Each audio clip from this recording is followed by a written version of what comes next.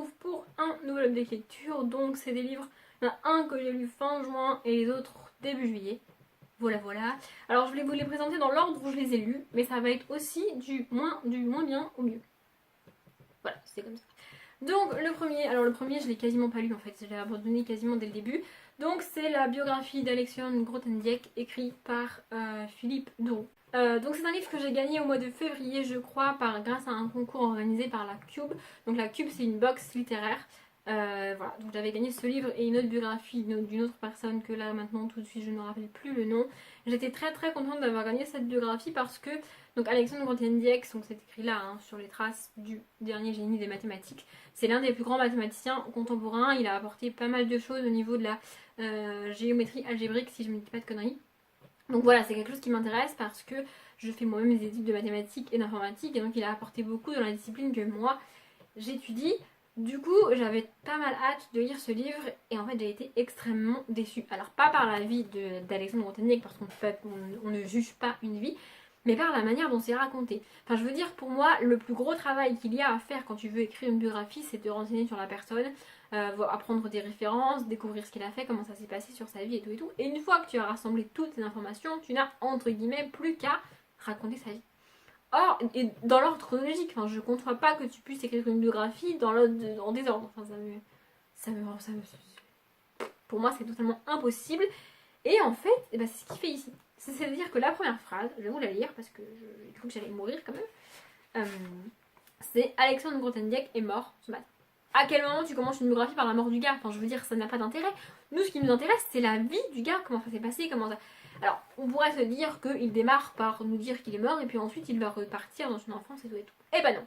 Il commence par nous raconter les dernières années de sa vie. Donc Alexandre Grothendieck a, à la fin de sa vie, choisi de se retirer en France, dans un petit village, je ne sais plus où. Et bien voilà, il a choisi de s'isoler de ses enfants, de sa famille, de tout, pour faire on ne sait pas trop quoi. Et donc il commence par nous raconter ça, sauf qu'évidemment on a besoin d'éléments avant, du coup il va revenir sur certains éléments de quand il était professeur, et puis un petit peu de son enfance. Et j'ai envie de lui dire, oh, raconte l'histoire dans l'ordre, c'est beaucoup mieux. Enfin, je veux dire, pourquoi tu te fais chier à galérer comme ça? Raconte dans l'ordre, point, c'est une biographie, on t'en demande pas plus, mon gars. Enfin voilà, ça m'a particulièrement agacée. Et puis ça m'a saoulée de devoir construire la vie, de devoir construire la chronologie en fait. De dire c'est une biographie, le gars il aurait dû faire ça pour moi. J'avais juste à la lire dans l'ordre et voilà, ça m'a particulièrement agacée. En plus, ça m'a surtout énervée parce que j'avais hâte de découvrir la vie d'Alexandre Grothendieck et son œuvre et tout ce qu'il a fait. C'est un personnage important des mathématiques. Et là, j'ai été extrêmement déçue, j'étais particulièrement agacée. Heureusement, dans mon malheur, la Cube a édité ça, donc c'est pas du tout vendu avec le livre. Donc le livre, c'est édité par Alary Édition, donc c'est pas du tout vendu avec le livre, c'est juste que comme j'ai gagné le concours, j'ai gagné ça. Et donc dans ce livre-là, on revient sur quelques événements marquants de la vie d'Alexandre Grothendieck dans les camps de concentration, avec sa famille, au niveau des juifs et en France et tout. Et j'ai vraiment beaucoup aimé parce que dans ce tout petit livre, j'ai eu 1000 fois plus d'informations que là-dedans. Là-dedans, j'ai pas du tout aimé, j'ai pas du tout accroché et je suis dégoûtée. Ensuite, j'ai lu le premier livre qui rentre dans le challenge de l'été. Là, je ne me rappelle plus du nom du challenge, mais je retrouverai la page Facebook et je vous mettrai ça en barre d'infos. Donc, c'est En apesanteur de Rachel Berthelot et Rose Darcy. Et j'ai pas du tout aimé ce livre. Enfin, j'étais extrêmement déçue. Au début, ça partait bien, et puis en fait, non. Donc, ça va nous raconter l'histoire de Ali et Kyle qui ne se connaissent pas. Ils ont tous les deux vécu plusieurs histoires d'amour qui se sont mal finies. Enfin, ils n'ont pas de chance, c'est une catastrophe. Et donc, ils décident tous les deux de partir de chez eux, de prendre un avion pour aller, on sait pas où, en fait ils partent comme ça, et comme ça ils vont être tout seuls, tranquilles, peinards, sans personne, sans femme pour Kyle et sans mec pour Ali, tranquille, peinards. Sauf qu'évidemment ils vont se retrouver dans le même avion, tous les deux, l'un d'un côté de l'autre, sinon c'est pas drôle. J'ai particulièrement aimé le fait que les deux aient le cœur brisé, que les deux décident que ça suffit les histoires d'amour, maintenant j'en ai marre. On aurait pu avoir la fille au cœur brisé avec blablabla, et le mec qui part parce que on sait pas, voilà, pour une autre raison. Mais non, ils partent pour la même raison, ils ont tous les deux le cœur brisé et c'est vraiment cool. Le petit plus qui fait que ça m'a fait sourire quand j'ai lu ça et pour les fans ça doit être cool. Au début du livre, Kyle lit Nos étoiles contraires de John Green. Pas pourquoi j'ai du mal à dire ce titre, hein, voilà. Donc voilà, c'est assez drôle, c'est assez fun. Enfin bon, voilà. Et puis ensuite, au bout d'un moment, ça m'a saoulée en fait. Alors le dernier, je vais finir avec les points positifs avant de partir dans le négatif, c'est que donc c'est un livre écrit à la troisième personne. C'est plutôt cool. Alors en général je critique quand c'est écrit à la troisième personne, mais là j'ai bien aimé parce qu'en fait on alterne, je vais vous montrer, voilà, à chaque, je sais pas si vous verrez, mais à chaque petite étoile là on change de point de vue, un coup c'est Ali, un coup c'est Kai, un coup c'est Ali, un coup c'est Kai, ce qui fait que si on a vu la première personne à chaque fois pour les deux, bah on se serait perdu, mais là le fait d'avoir la troisième personne, ça fait qu'on n'est pas perdu, on sait qui nous parle et comment ça se passe, donc c'est plutôt cool. Leur histoire va assez vite, hein. C'est un livre extrêmement court, mais ça reste un huis clos. En fait, pendant tout le livre, on est dans l'avion avec eux. Donc ça reste un huis clos, on est dans l'avion avec eux, on ne bouge pas. Et moi, je ne supporte pas les huis clos. J'ai besoin de bouger dans un livre. Donc là, j'ai eu beaucoup de mal. Ça reste une histoire légère, ça reste une histoire sympathique. Mais moi, j'aurais aimé, en fait, une fois qu'ils atterrissent, j'aurais aimé que ça continue, en fait. Et c'est pas le cas. Donc voilà, j'ai été un petit peu déçue. En plus, à la fin, on a un espèce d'interview. Alors, je pensais que c'était une interview des auteurs. Mais en fait, c'est une interview. Alors, c'est compliqué, hein. C'est une interview des personnages, comme si les personnages étaient des acteurs qui avaient joué leur propre rôle dans le livre. Oui. Du coup, j'ai pas du tout compris ce concept. Mais c'est quoi ce délire? On s'en fout. Enfin, j'ai pas bien compris. Voilà, je garde un goût de. C'était pas top en fait. Voilà, je vais garder ce livre parce qu'encore une fois, il m'a été dédicacé, mais mon expérience avec les éditions Sharon Cana n'est pas du tout satisfaisante. C'est fort dommage. Après ça, j'ai lu du coup le deuxième livre qui complète mon challenge de l'été, tout ça. Vous savez que vous avez la page Facebook en barre d'infos. Donc c'est le Danielle Steele. Je suis désolée, je n'ai plus. Ah si, je crois que je l'ai. Je vais la chercher. Voilà, je l'ai. C'est plus sympa de l'avoir une image, donc je vous ai gardé la jaquette. Jaquette qui ira à la poubelle une fois que cette vidéo sera terminée, parce que moi je préfère garder le livre en hardback comme là. Mais pour vous, je vous mets la petite image. Donc c'est 5 jours à Paris de Danielle Steele.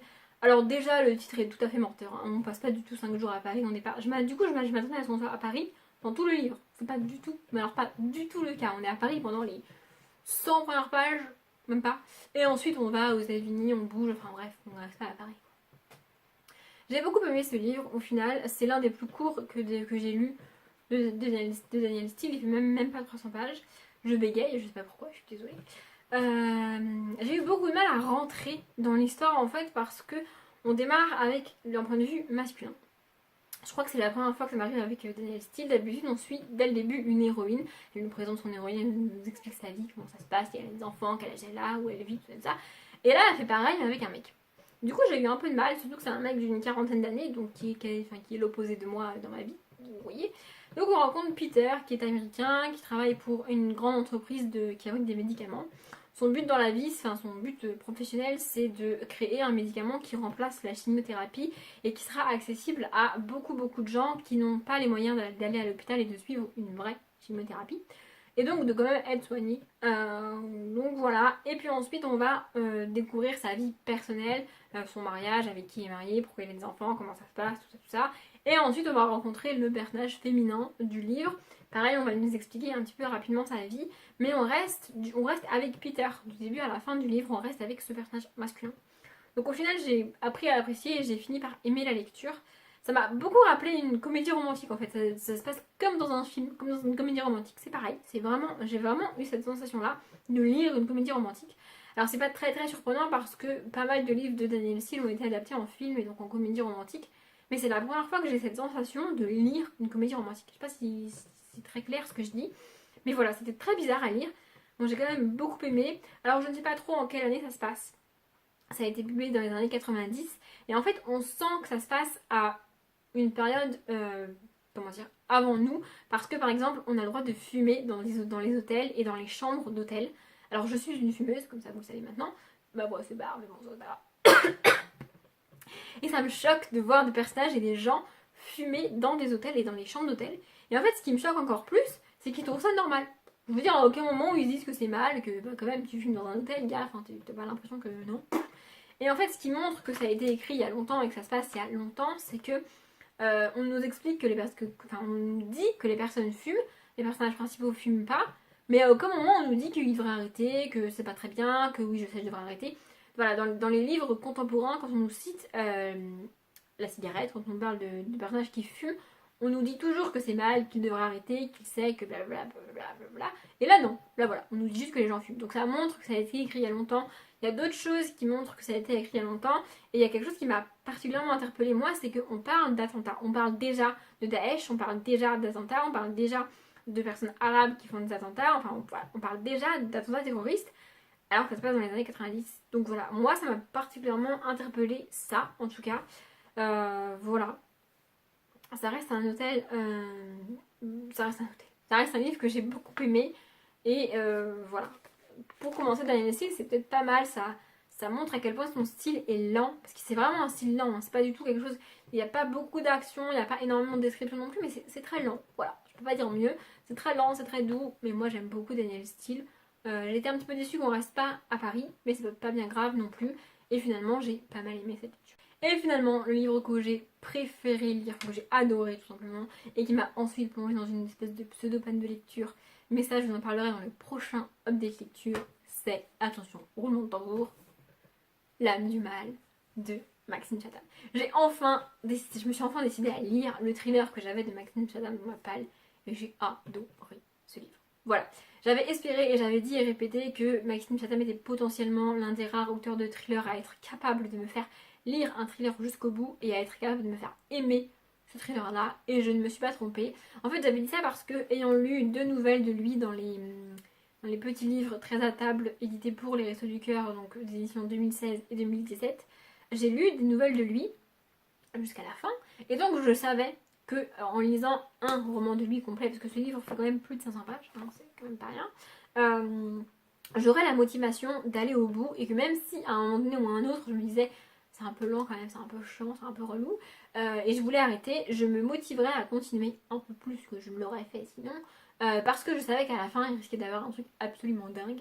Et c'est ce que j'ai fait. Et en fait, j'ai pas eu besoin de me motiver à continuer parce que il y a quelques petites longueurs, il y a quelques petits trucs qui m'ont un peu saoulé où je me suis dit ouais bon, c'est cool ce que tu me dis là, mais avance dans l'histoire. Mais à aucun moment je me suis demandé si j'allais abandonner ou pas. Non, je voulais aller à la fin et j'ai été à la fin. D'ailleurs, pendant tout le livre, je me suis dit, Audrey, tu vas suspecter absolument tout le monde. Comme ça, tu découvriras le meurtrier. Genre, au moins, en suspectant tous les personnages qu'on rencontre, tu suspectes au moins à un moment donné ou à un autre le meurtrier. Ça n'a pas loupé, j'ai suspecté le meurtrier. Bon, j'ai pas deviné. D'ailleurs, même si tu devines qui a tué, ça ne sert à rien parce que la plus grande révélation de la fin, c'est le pourquoi et le comment. C'est absolument immonde, c'est très très gore. Et d'ailleurs, heureusement que Maxime Chatham avait envie d'écrire et est devenu écrivain parce que sinon il serait devenu l'un des serial killers les plus horribles du monde. Mais vraiment. Avant d'aller plus loin et de vous résumer vraiment l'histoire, je voudrais vous lire ce qu'il a écrit au début. Donc c'est un petit texte qu'a écrit Maxime Chatham et qui explique un petit peu son livre. La réalité dépasse la fiction. C'est une maxime qui m'est apparue dans toute sa véracité au cours des 2 années de recherche qui m'ont été nécessaires pour l'écriture de ce roman. 2 années d'études des sciences forensiques, médecine légale, police technique et scientifique, psychiatrie criminelle et plus particulièrement des tueurs en série. J'ai lu, vu et entendu des choses que même le plus habile des écrivains n'oserait pas mettre dans ses romans, quand bien même la force lénifiante de son style pourrait adoucir les faits. Des actes que j'aurais trouvés grotesques d'horreur si je les avais lus dans un livre, tant ils auraient semblé impossibles. Et pourtant. Mais par-dessus tout, après ces 2 années, j'ai découvert que mes parents et que tous les parents du monde avaient menti à leurs enfants. Les monstres existent. Sans faire l'apologie de l'horreur, j'ai tenté d'écrire ce roman en étant le plus près possible de la réalité. C'est sans doute cela le plus effrayant. Voilà, donc ce texte nous montre déjà qu'on peut se fier à tout ce qu'il va nous dire à propos de comment ça se passe dans les recherches criminelles, chez le légiste et dans les labos, parce qu'il a fait des recherches. Du coup, c'est plutôt cool. Et ça montre aussi que l'humain est particulièrement horrible et que les tueurs en série sont particulièrement gore, en fait. Voilà.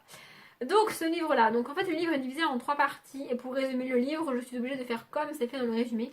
C'est-à-dire de spoiler l'intégralité de la première partie.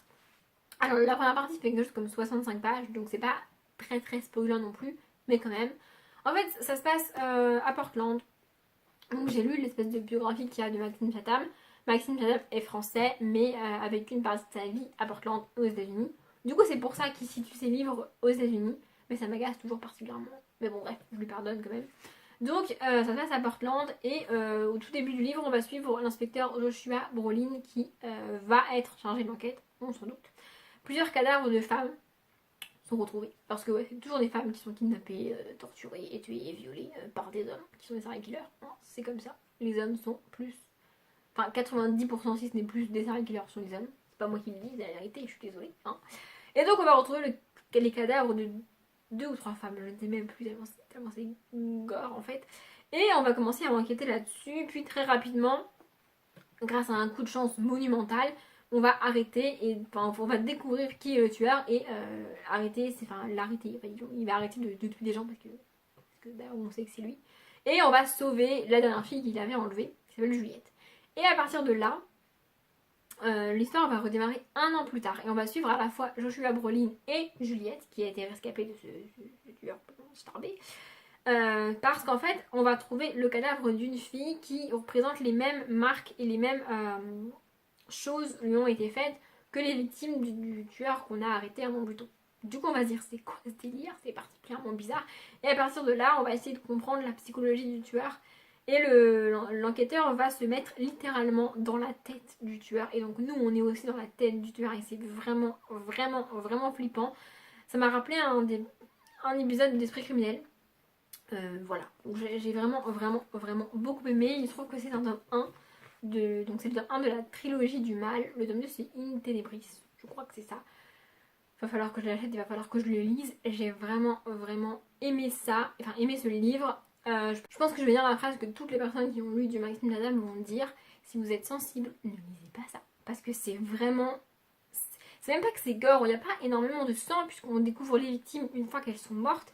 Mais on va vraiment rentrer dans la tête du tueur en détail et on va avoir des détails absolument immondes sur ce qui se passe. Et la révélation de la fin, mais franchement, mais s'il y a au moins un être humain au monde capable de penser comme ça et de faire ça, mais le monde n'est pas du tout sûr en fait. Faut arrêter, il faut rester chez soi et ne pas bouger. Hein, parce que voilà, c'est une catastrophe. Il n'empêche que j'ai beaucoup aimé ce livre. Ça ne fait pas de moi une psychopathe parce que sinon Maxime Chatham est le pire des psychopathes qui existe. Hein.